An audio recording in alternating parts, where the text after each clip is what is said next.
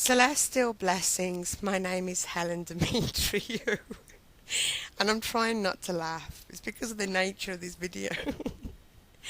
I've just taken a break now from my work, from the distance readings, and also I've just wrapped up two products for Esophoria, which is Mother Goddess Healing Guided Meditation and Horus Third Eye Activation, and they should be on offer soon. They was just very intense, and I take little breaks during the day, and it's usually on Facebook, so I can interact with my fans there and also my friends, which many of them are YouTubers, and I'm really close with them, which is really good, and we chat about lots of things. But I wanted to make this video because, as you know, I am a firm supporter of the Anunnaki gods.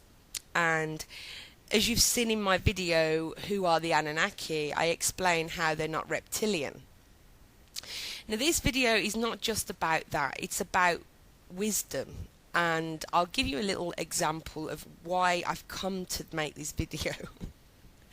Now, I'm just laughing at the ignorance of some people, okay? So, people, they're still under this belief that the Anunnaki are reptilians. And when you try to explain to them and give them solid facts that they are not reptilians, that the scholars, the revered scholars who translated and still translate in the tablets, never once say in those translations that the Anunnaki are reptilian. If you read their creational story, they made us in their image and we're humanoid. So for one thing, that is a clear example that they're not reptilian. We're not reptilian. We don't even look reptilian.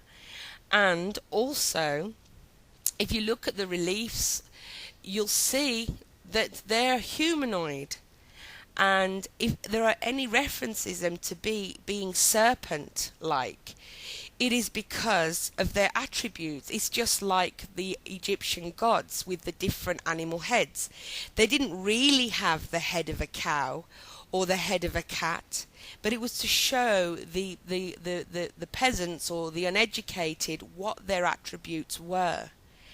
And this person that I was showing links to on a thread on Facebook, they just didn't want to accept. They wanted to stay in this belief that they were right, regardless of all the quality information, proof, 100% fact that I gave them. So really what I wanted to say also is that you cannot teach wisdom.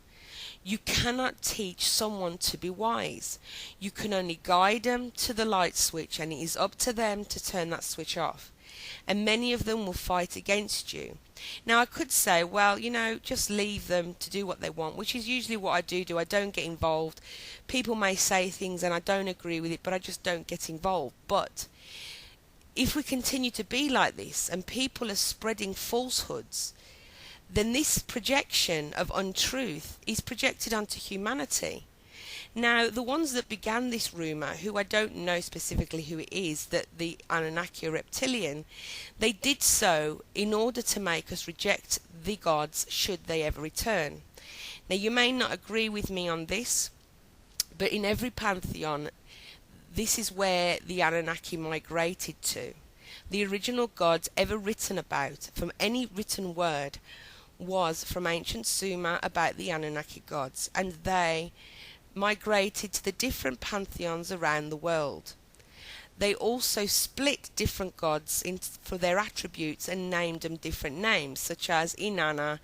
In the Greek pantheon, she became Aphrodite and Athena, for wisdom and war and love, romance, lust, etc.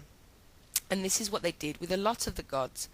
Sometimes the gods had they were given titles, and this title was passed down from father to son in the hierarchies of the gods. And because I have been studying this for years and years, I've been studying comparative mythology.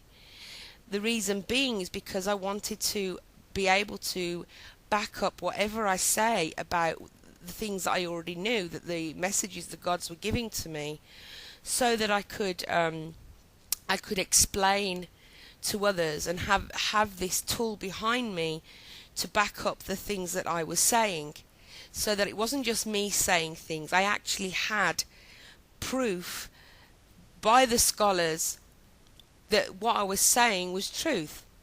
So when it comes to the Anunnaki gods, as you know, my matron goddess is Inanna, who is an Anunnaki god. Is she reptilian? No, she's not.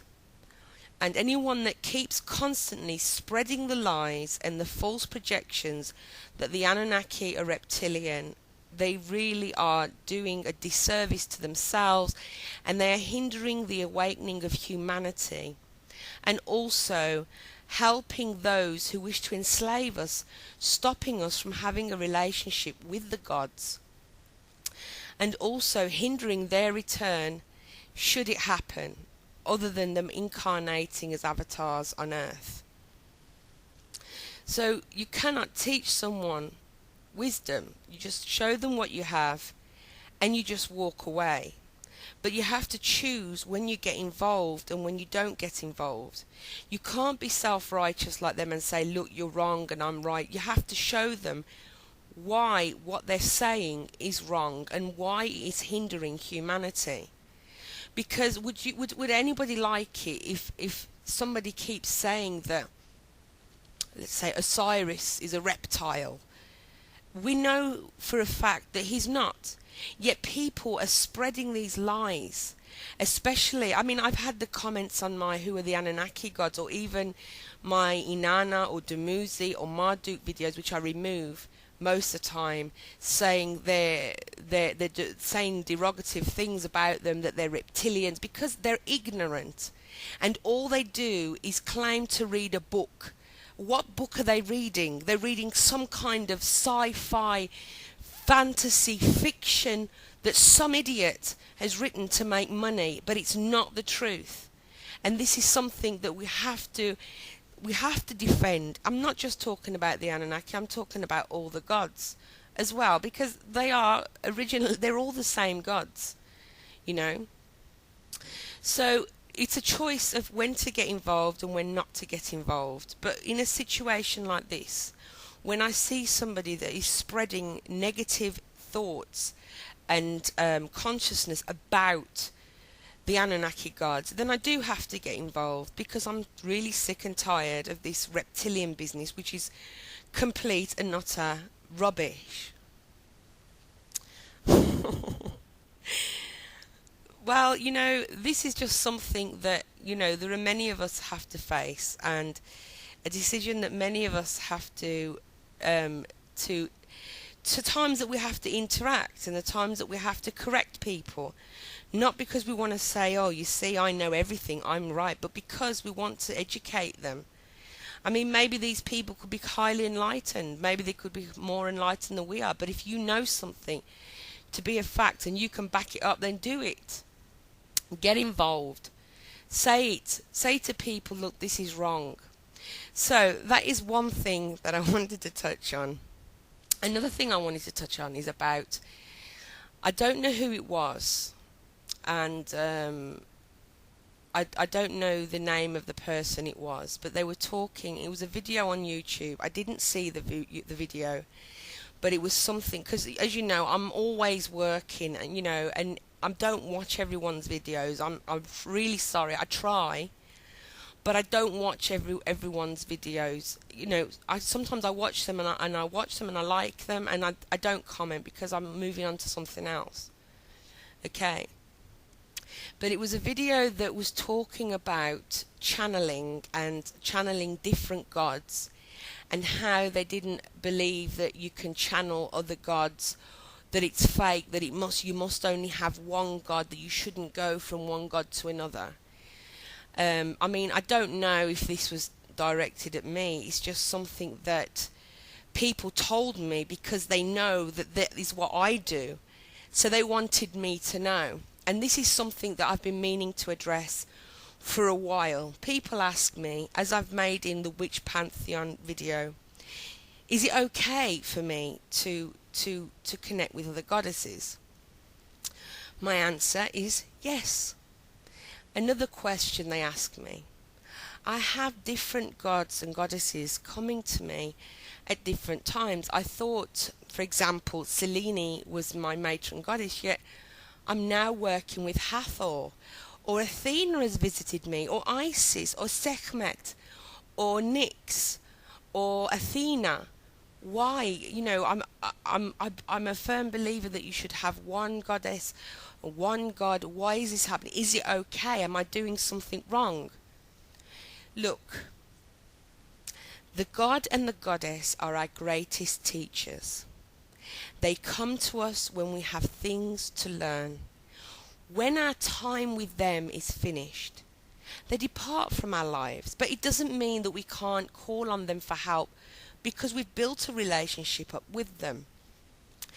And this is why I'm a firm believer that we don't have to stick with just one god or goddess. There is nothing written in solid in stone that says you must stick with this god or with this goddess and you're not allowed to connect with any other god or goddess. What is this? Is this communism? Is this fascism? Is this people trying to dictate our spirituality and our connection and communication with the gods? Who has the authority to tell anyone who we can or cannot approach, or who can and cannot among the gods approach us to teach us?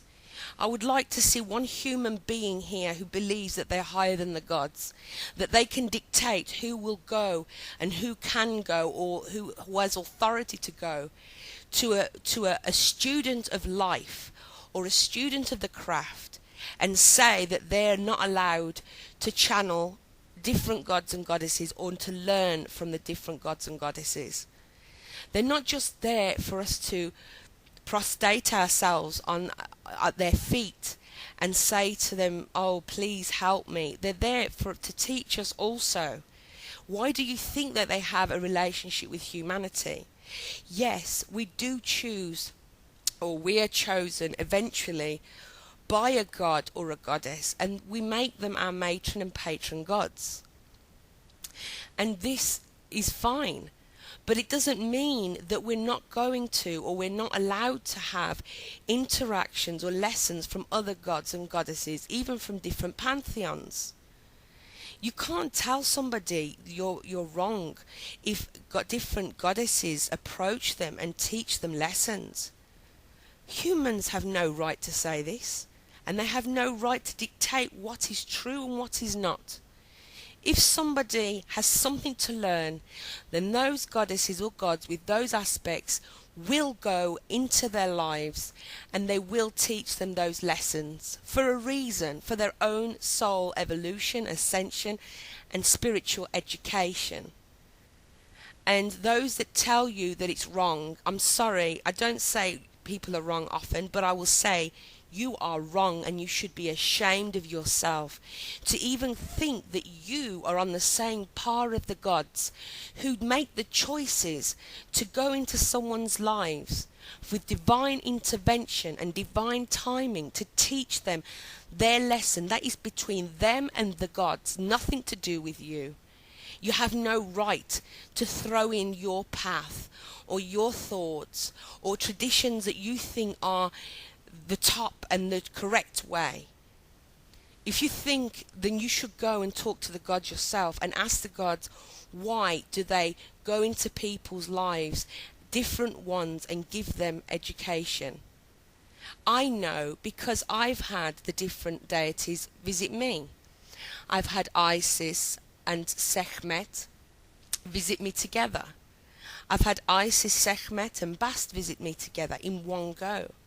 I've had Hathor, Isis and Sekhmet visit to me in one go. I've had Inanna and her mother and her grandmother appear to me to teach me lessons. My matron goddess, as you know, is Inanna, is all of the Venus goddesses because they are the same goddess.